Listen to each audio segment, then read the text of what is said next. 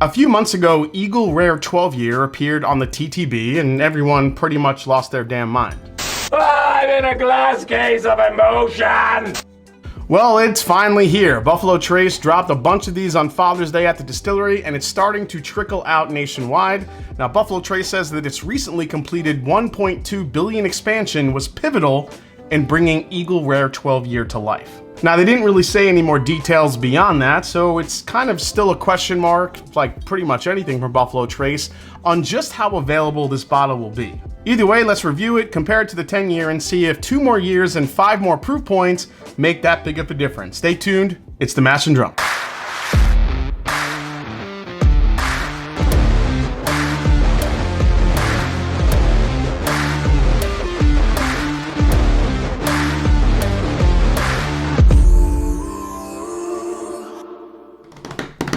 What's up, folks? I'm Jason C, and welcome back to the Mash and Drum Whiskey Room. Like the video. If it's your first time here, subscribe to the channel and help me keep climbing to 100,000 subscribers here in 2025. I think we're only about 500 away, so we're getting close.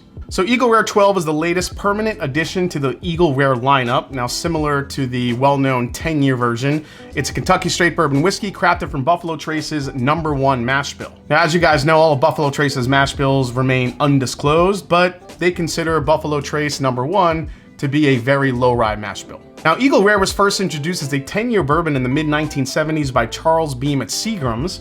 The brand was acquired by Sazerac, now the parent company of Buffalo Trace, in 1989. Now, at that time, Sazerac did not have its own bourbon distillery, so about 3 years, the whiskey was sourced from Heaven Hill Distillery. Sazerac, as you know, eventually relocated production to Buffalo Trace in Frankfurt around 1992, and that's where Eagle Rare has been made ever since. All right, so here's the interesting part. According to Buffalo Trace, Eagle Rare 12 Year is intended to be an accessible bourbon that consumers can expect to see released at regular intervals moving forward. I'll believe it when I see it. Eagle Rare 12 Year is bottled at 95 proof with an SRP of around $49.99, so good price for a 12 year. All right, so let's get a pour here. Now, I already have shared this bottle with a couple of buddies because they weren't able to try it yet, so I figured it would have been good for the bottle, especially before the review, to get some air in it before I do the full review. And here we are. Now, one of the differences here, and I'll grab the regular Eagle Rare.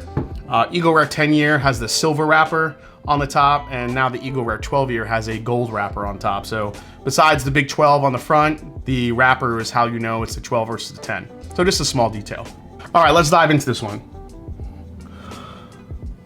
On the nose, it's very much what you would think you would get from a good Buffalo Trace mash bill #1. It's extremely sweet.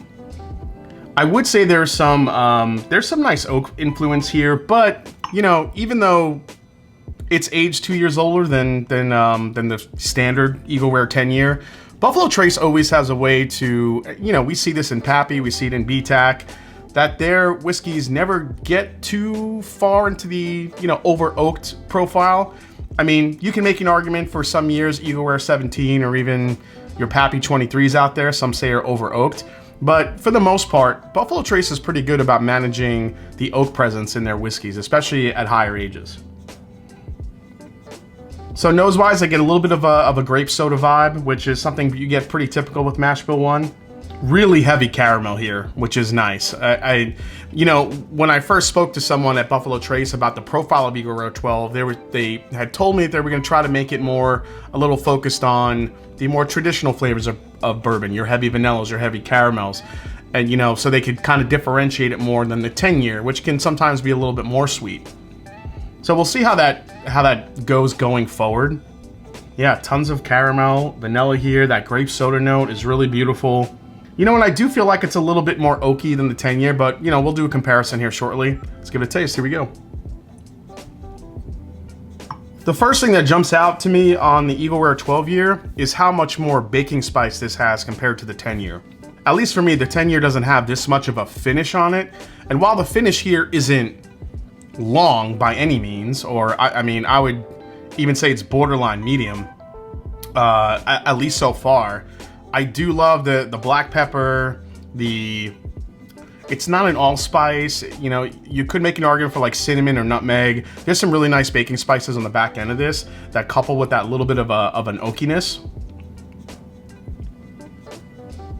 Yeah, second sip, you know, it's good. It's fine. It's not blowing me away by any means, but I do think that the biggest take back here between this and the 10-year is that finish on it. I really do like the baking spice on here because it balances out all the sweet that you get normally from Buffalo Trace. There's actually a hint of dryness to it, I think. It dries the palate out just slightly, but I really like the sweet flavors here.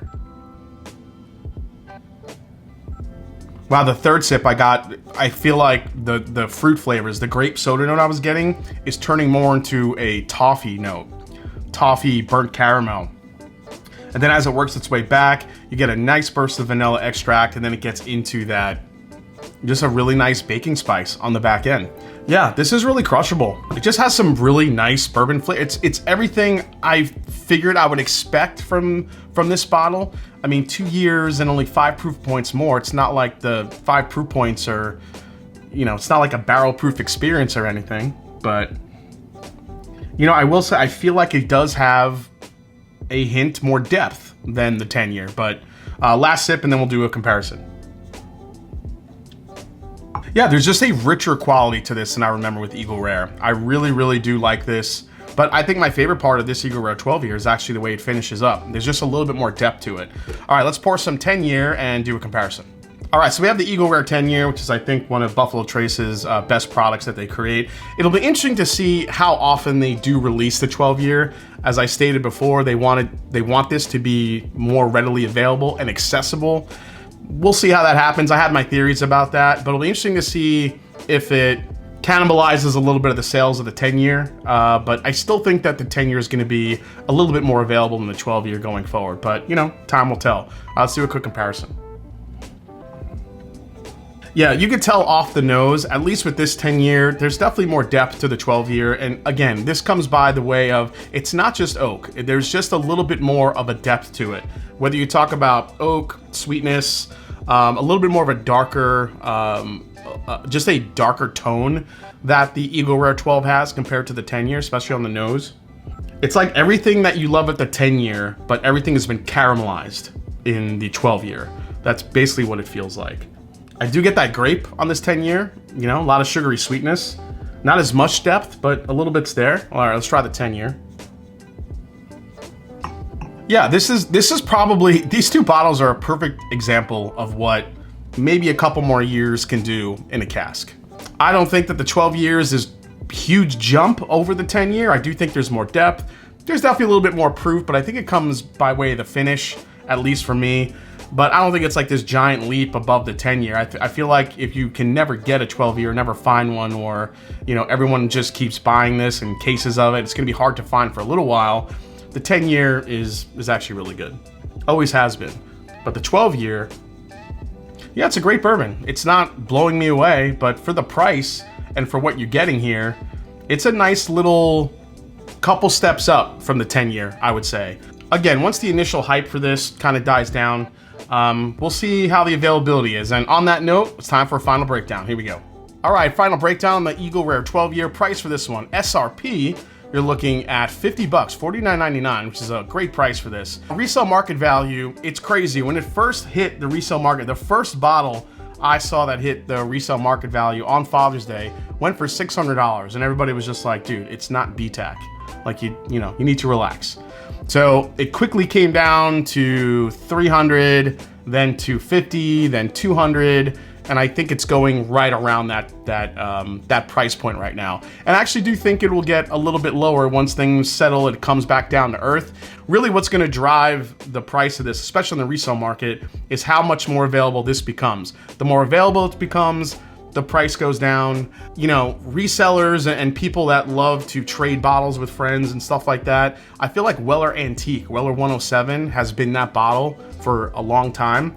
But I think Eagle Rare 12-year could also become that bottle, the next one. So when these drop, I feel like traders and flippers or whoever are gonna try to get as many of these as they can to either trade for other bottles or, you know, or keep selling them. But again, we'll see how the market goes with availability. But I think overall right now, availability, these are gonna be hard to get at first, but we'll see what happens down the line.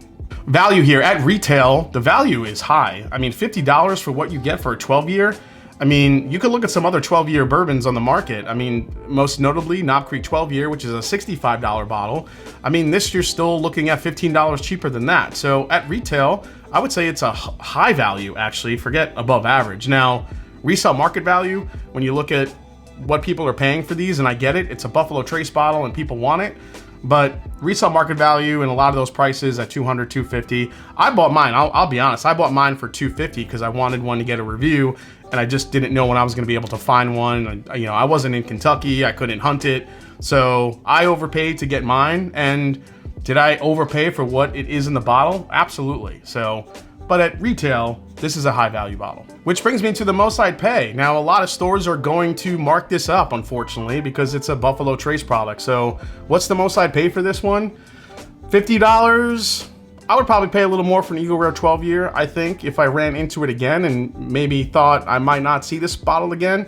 So at that point, I'd probably pay no more than $100 for it. Like I said, I do think it's a high value for what you're getting, but $100 for this, I think, is probably the max I would go, especially after tasting it a few times. Alternatives to this bottle, I mean, there's one real alternative, and it's just the regular Eagle Rare. If you can get Eagle Rare 10-year, yes, it doesn't have as much depth as this one does, but that's really going to be the number one alternative. You could throw Knob Creek 12 in the mix. I mean, that's a $65 bottle, also 12 years old, 100 proof. Evan Williams 12-year, which is also more expensive, but 101 proof.